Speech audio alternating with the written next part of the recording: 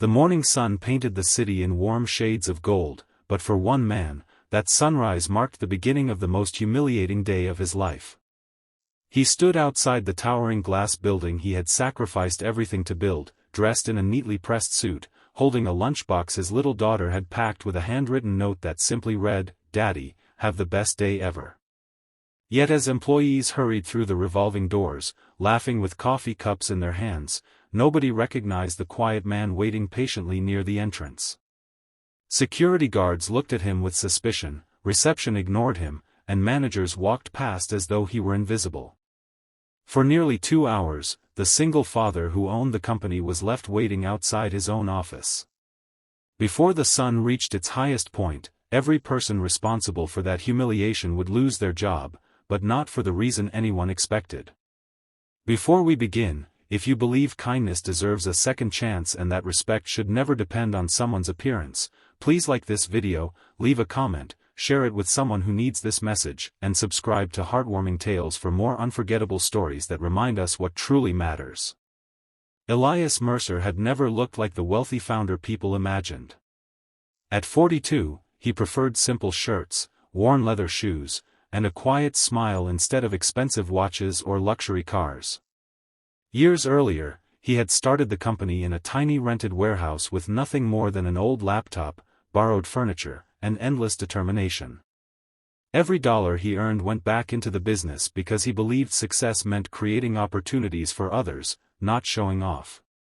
Life rewarded his hard work with growth, loyal clients, and a respected company, but it also tested him in ways no amount of money could fix.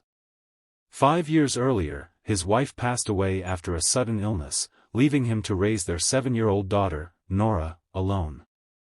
Since then, every morning began with braiding her hair, making breakfast, packing school lunches, and reminding her that no matter how difficult life became, kindness would always make them stronger than anger.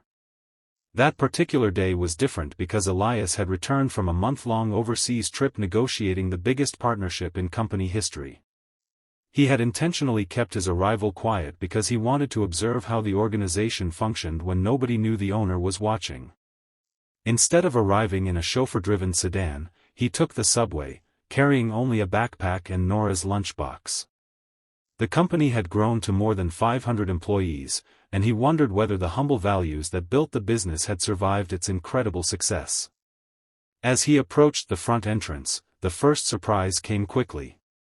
A newly hired security supervisor stopped him with an impatient expression and demanded identification before allowing him inside. Elias politely explained that his employee badge had expired during his travels and that he simply needed temporary access. The supervisor barely listened. He glanced at Elias's modest clothing, then looked away with obvious judgment. Several workers standing nearby whispered to one another, assuming the quiet stranger was probably another job seeker who had wandered into the wrong building. Minutes turned into an hour. Elias remained calm, believing the misunderstanding would soon be resolved. He watched employees enter without greeting the receptionist, cleaners quietly carrying heavy supplies without anyone offering help, and interns struggling with boxes while managers ignored them completely. The building felt colder than he remembered. The smiles that once filled the lobby had been replaced by hurried footsteps and distracted faces. Eventually the receptionist contacted human resources instead of verifying the visitor's identity through company records. 2 managers arrived wearing confident expressions that quickly transformed into irritation. They questioned Elias as though he were causing trouble. One of them suggested he should leave before security escorted him away. Another quietly joked that people often invented stories about knowing company executives just to gain access. Employees nearby laughed without knowing the man standing before them had personally signed their hiring budgets. Elias felt something heavier than embarrassment. It was disappointment. The company he had dreamed would become a family had slowly transformed into a place where appearances mattered more than humanity. He remembered the earliest days when every employee knew one another by name and everyone shared lunch around a single folding table. Nobody cared about expensive suits because character was considered the only true measure of success. While he waited, an elderly maintenance worker pushing a cleaning cart noticed the lonely man standing near the entrance. Without asking questions, he offered Elias a bottle of water and the only chair available. The old worker apologized for the long delay even though none of it was his fault. That small act of compassion meant more than any executive title. Elias thanked him warmly and quietly wrote the man's name on the small notebook he always carried. Almost another hour passed before the head of operations finally arrived. Unlike everyone else, she paused after looking closely at the visitor. Something about his face seemed familiar. She hurried into the building, searched through archived leadership photographs displayed in a conference room, and suddenly realized the impossible truth. The exhausted man sitting beside the maintenance cart was none other than the company's founder and sole owner. Panic spread through the executive floor like wildfire. Phones rang non-stop. Managers rushed downstairs with pale faces. The same people who had ignored Elias moments earlier suddenly smiled nervously and offered endless apologies. Security guards stood frozen, unsure whether to speak or remain silent. Employees gathered in silence as whispers filled the lobby. Elias accepted none of the dramatic apologies.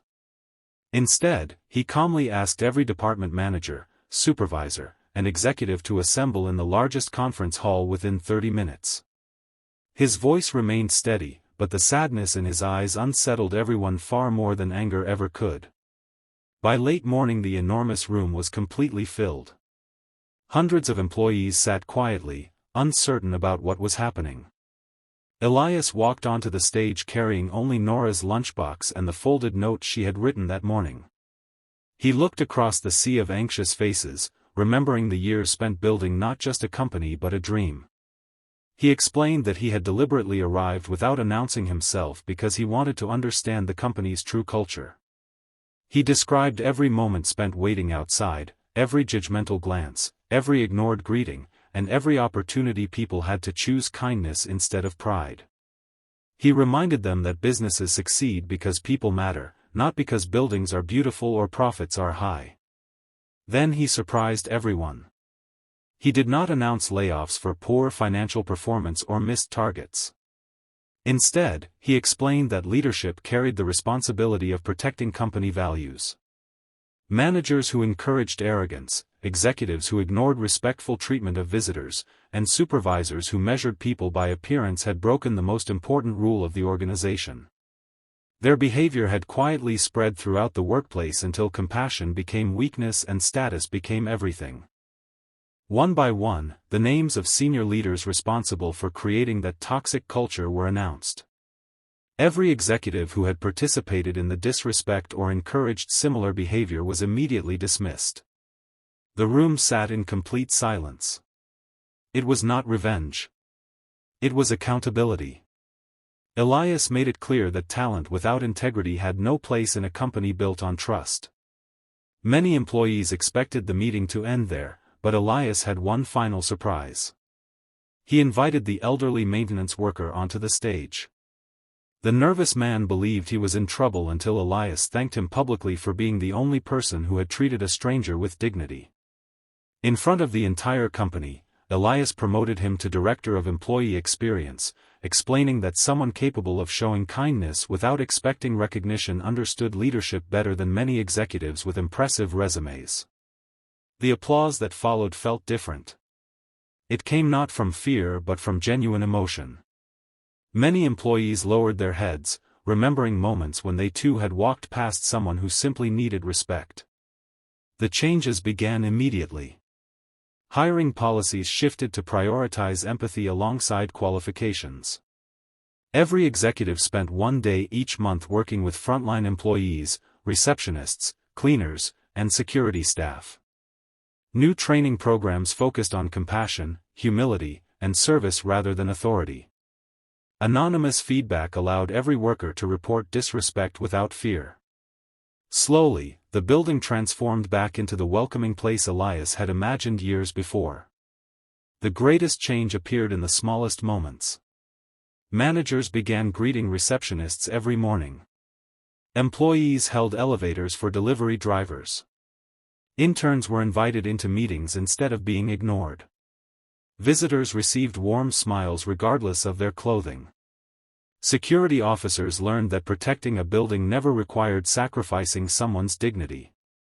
When Nora visited the office after school, she noticed something different immediately. People smiled naturally instead of forcing polite expressions. Someone offered her a cookie from the cafeteria.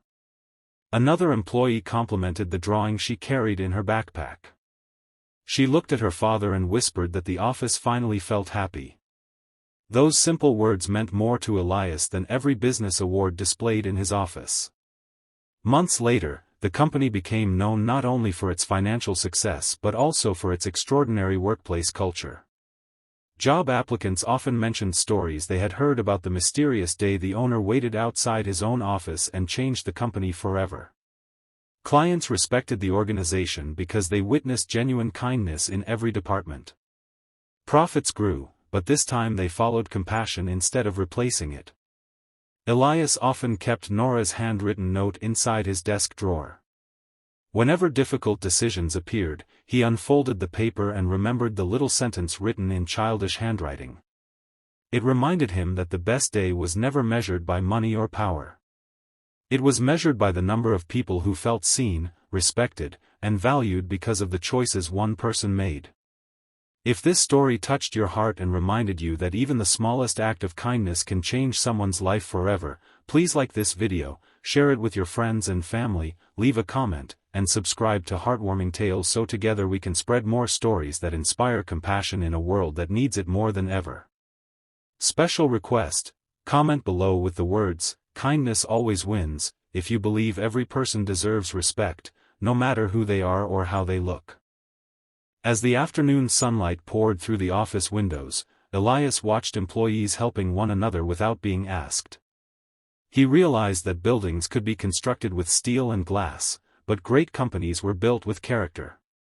A single father who had once stood forgotten outside his own office did not change the future by firing people out of anger. He changed it by proving that leadership begins with humanity, that respect is priceless, and that the greatest success in life is leaving every person you meet feeling a little more valued than before. Sometimes the strongest leaders are not the loudest voices in the room. They are the quiet hearts that never stop believing kindness can rebuild what pride has nearly destroyed.